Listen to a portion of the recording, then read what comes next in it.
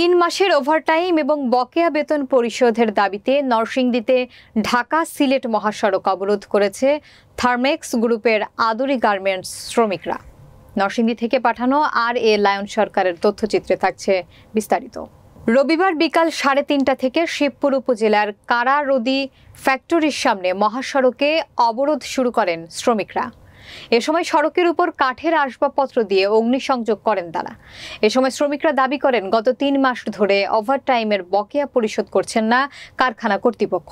ঈদের আগেও দিচ্ছি করে আর তা পরিশোধ করেননি।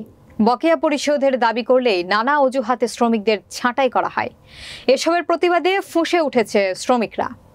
এদিকে মহাসড়ক অবরোধের ফলে ঢাকা সিলেট মহাসড়কের 2 প্রান্তে অন্তত 7 কিলোমিটার এলাকা জুড়ে তীব্র যানজটের সৃষ্টি হয়।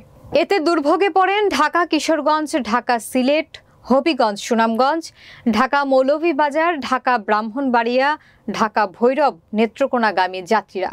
নরসিংদীর অতিরিক্ত পুলিশ সুপার শামসুল আরিফিন বলেন, শ্রমিকদের বিভিন্ন দাবি দেওয়া নিয়ে শ্রমিকরা ঢাকা সিলেট মহাসড়ক অবরোধ করেছে।